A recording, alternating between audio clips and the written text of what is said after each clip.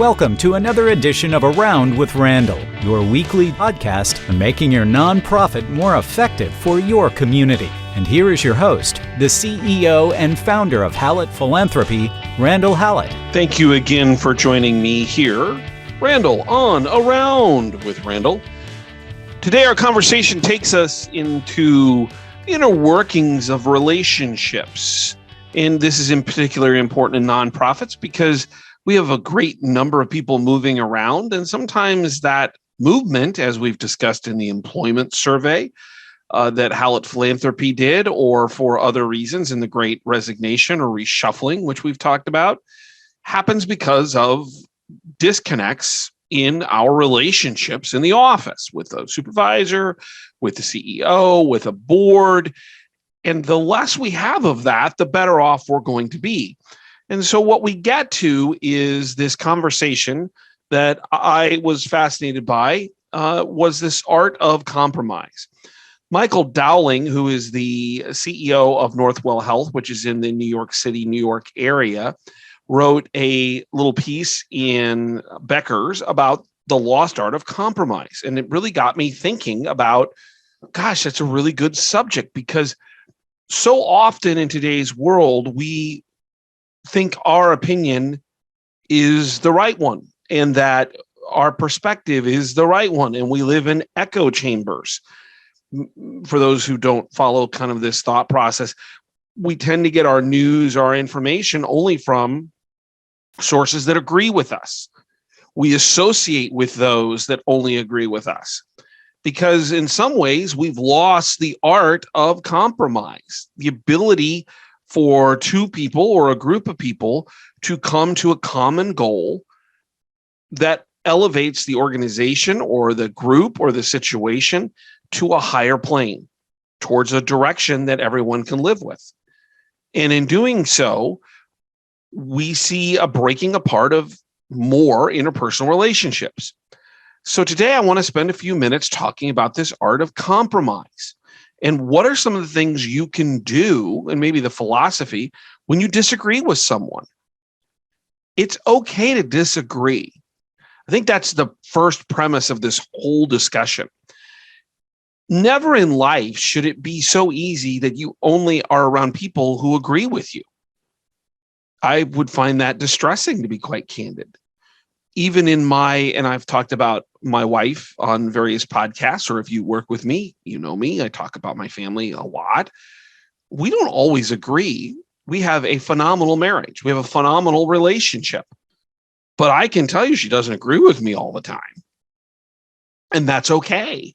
Sometimes someone's disagreement, their perspective that's different, can be very valuable, because it may lend itself to a blind spot that you might have. And so we need to be more open to this art of compromise.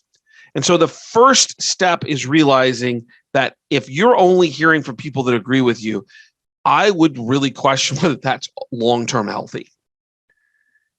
Number two is that, and then we'll get into really some real strong tactical things. You're not going to get everything you want in life. And I think that's really what Michael Dowling was talking about in his article, about this idea that we have perspectives. People have perspectives that I should get everything I want exactly the way I want it. I have two small children, less small than they were a while ago, but we talk about this a lot. Like, wait a minute, there are 4 people in this family. We all have to operate together. Or they're in their classrooms and there's other authority figures. And I think that's part of the challenges with technology and with the issues involving social media, which we've done a couple podcasts on. There's this thought process that, I'm just going to vent to the world and I get my way. And that's really not the way life is. The ability to compromise makes life it makes it easier to traverse. It's tough enough as it is. So what are some of the things that we can think about when we think about compromise? So before I do that, let me say this could be with your boss and you are trying to figure out how to do your metrics, or you're trying to figure out what your objectives are for the year, and you have one perspective and your boss has another. Or this could be interpersonal relationships, i.e., just working in an office and working with people that don't have the same perspective as you do. It could be maybe some value here, and I'm not going to get into the personal, but maybe in relationships at home or with friends or family that sometimes are a little bit challenging. We all have those.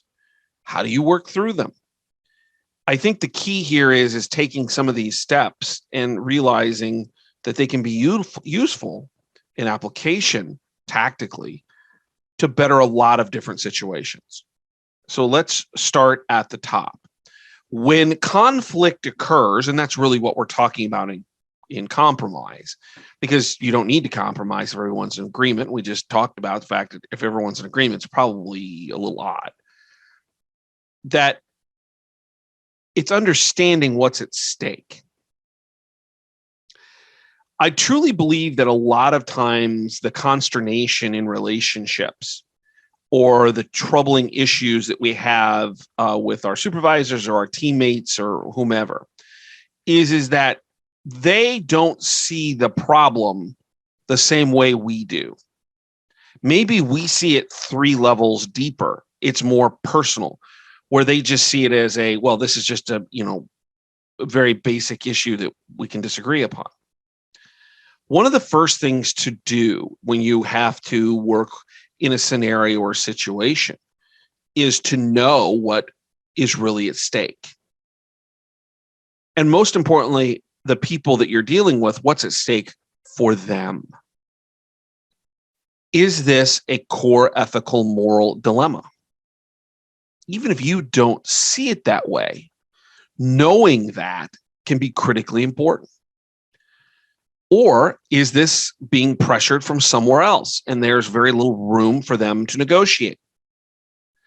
Let me give you an example in the kind of the nonprofit fundraising perspective. Your boss comes to you, it's beginning of year end, you're doing your planning, and all of a sudden they drop on you, you got to raise $3 million next year. And you're like, where did this come from? That's two times more than I've raised ever before. You might view it as, well, this is unfair because it puts me in a bad situation from an employment perspective, maybe bonus situation. It makes me feel as if I'm not appreciated in the value that I bring in terms of planning. They don't listen to me. That's certainly valuable and certainly appropriate. But your boss may be in a situation where their boss or the board or whomever says, we need more revenue, we need it tomorrow. Well, understanding where somebody's coming from and understanding what's at stake for them creates a different level of conversation, because you might begin to position it more in their terms rather than just yours. So the first is understanding what's at stake. Number 2 is, and this comes from, and I've talked about this a little bit before, about this idea of backing your way out of scenarios or situations, is determining possible outcomes. First and foremost, can you find a mutual goal or understand that there can be a mutual goal? Let's go back to our scenario between a gift officer and a supervisor asking for that $3 million. The goal at an incredibly low tactical level is $3 million. But if you can elevate that conversation and say, tell me more about why this is coming into a conversation. Why is this important?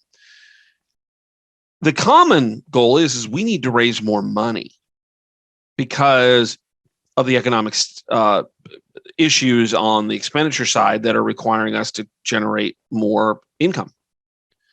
Well, I don't think any fundraiser would say, well, I don't want to raise more money. So what are the mutual goal, the baseline mutual goal that you can build from there? And then you build backwards. And this is what I learned, I think, most importantly from law school, is you have a position and you're backing your way out from the worst outcome. So you don't have to deal with it. In this case, the worst outcome is we don't raise enough money.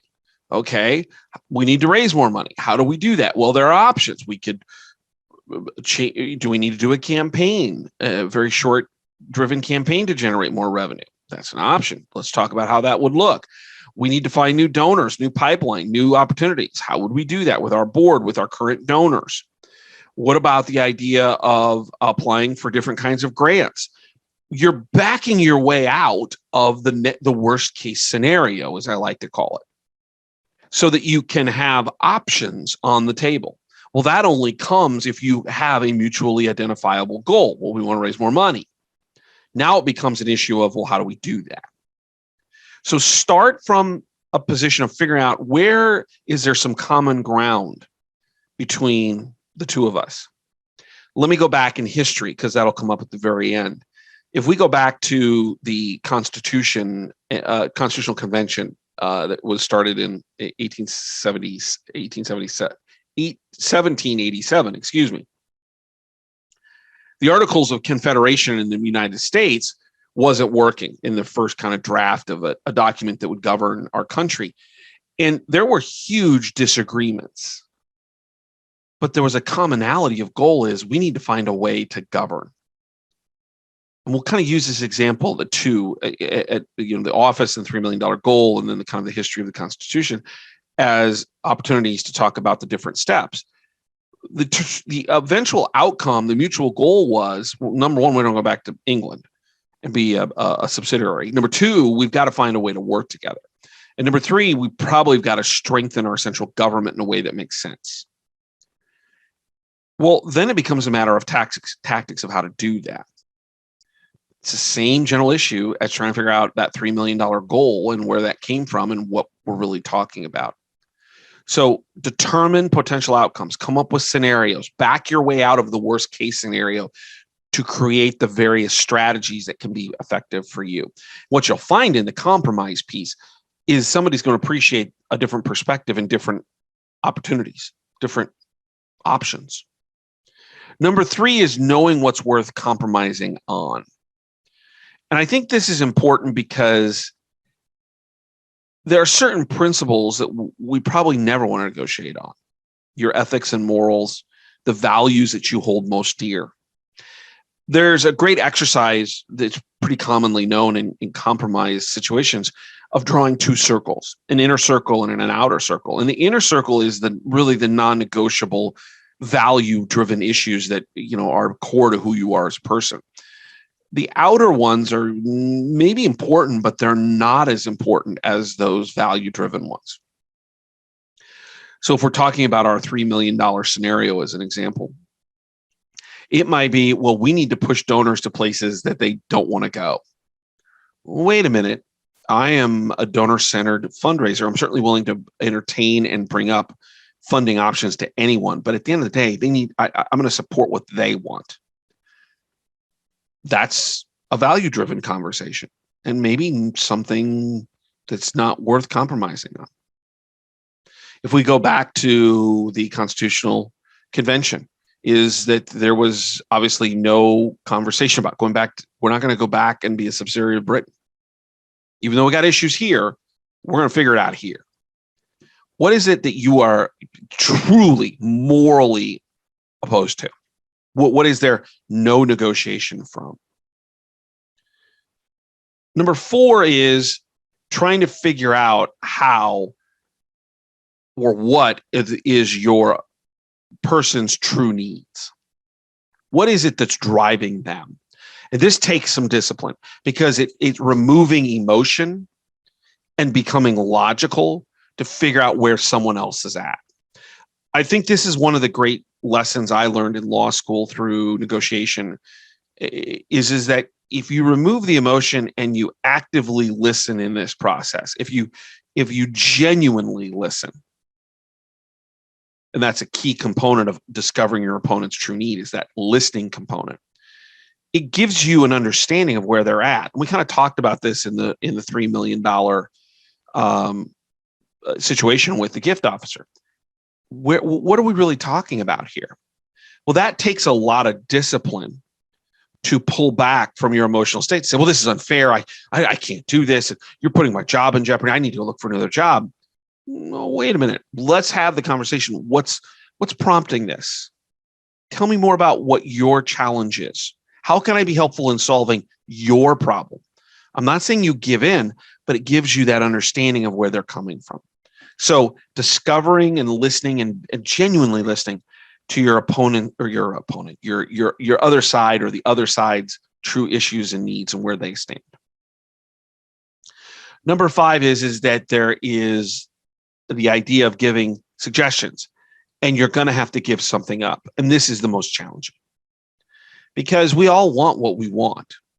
We all want to know that what we're doing and getting and being a part of is what we are okay with. And it's tough to give up on stuff. It is. I think about early on in my own marriage, where you have two young people trying to figure out, when we've been dating for a couple of years, so we knew each other fairly well. But as I look back at the 25 years we've been together, there are things I had to give up on because they weren't that important to me at a core, but they were really important to my wife. And in the end, that's part of this process. Compromise is the ability to find common ground where both sides probably are giving up stuff to create a better sense of direction for the team, the relationship, the organization. Back to our $3 million situation, giving up the adage of, well, this is unfair to me, may be very important. And putting it in the perspective of, and maybe they need to give up, well, you alone can't raise $3 million. So how do we find middle ground for the organization to meet its needs? Because at the end of the day, we want that to be successful. Back to our constitutional situation. People started giving up on all kinds of things. Some of them were bad. You look at the issues of slavery. I mean, it wasn't right in 1787. It isn't right today. But they came to a compromise to get the Constitution done. Wasn't a good answer, but it was compromise. They compromised to get to the Bill of Rights, that some group of people wanted these individual, the first 10 amendments, but they put the Constitution together and then followed it up immediately with the 10 Bill of Rights to protect individual liberties. Compromise. All of these things are examples of what you've got to be willing to do. And that's back to those two circles. There are going to be a couple things that are morally entrenched in you, probably not worthy of negotiating. But most things fall outside that moral compass. And they're worthy of conversation about, am I willing to give up all or some of these issues to get us to a common ground? The last is that normally, and maybe in individual relationships, marriages, and things of that nature, it's not as much true. But most of the time, this isn't personal. And trying to find a way to stay calm and to stay logical and not emotional and not say and do things that could be harmful to the long-term relationship is really hard. And it's been made incredibly much harder with social media. There's a reason I don't have Twitter and Facebook and Instagram. I make jokes about the Hulu and all that. I know all of those things. The reason is that human nature is we have opinions and we want to shout them from the mountaintop. The difference between now and prior to social media is we'd shout them and nobody was listening because nobody could hear it. Now you put it out on social media and everybody reads it and it's there forever. Being able to be professional, to keep calm, to be logical, to not take things personally is a tremendous advantage in compromise. And be willing to know that I'm going to have to give something up to get something. And that's hard. It's not easy. I think that's one of the other great things I learned from law school is things seem to get more animated. I seem to get quieter. I don't want my emotions to dictate behaviors that I can't back away from. Understand what's at stake. Determine those outcomes. What's the mutual goal you're both trying to get to? Know what's worth compromising on. Really build on this idea of understanding the other side's perspective. Actively listen, genuinely listen. Make those suggestions, create options to be considered. Give something in those options that you give away, you're not going to get, and be professional. Be less emotional if possible. All of these things will guide you towards compromise in a meaningful way. Don't forget to check out the blogs at hallettphilanthropy.com. 2 or 3 a week, 90-second reads. Posting some interesting stuff just going on in the world in terms of leadership and nonprofit. And of course, if you want to communicate with me, send me an email at podcast@hallettphilanthropy.com. If you have a subject matter you'd like to talk about, let me know. And if you're downloading this on Downcast or Apple or iHeartRadio or Spotify, wherever, or watching on YouTube, leave a comment. Share it with a friend. Maybe some of this can be helpful to them. Always end in the same way. Don't forget what you're doing is important. Nonprofit work is going to be part of our future in helping people in ways we don't even understand. And what you're doing today is laying the groundwork to make the world, your little part of it or bigger, a better place. You're helping people, which brings me to my all-time favorite saying, some people make things happen. Some people watch things happen. Then there are those who wondered what happened. We're people in the nonprofit world who make things happen for the people that are wondering what happened. And I don't know a better way to serve a professional career, to serve my community, to serve society. I hope you feel the same. I look forward to seeing you next time right back here on Around with Randall. And don't forget, make it a great day.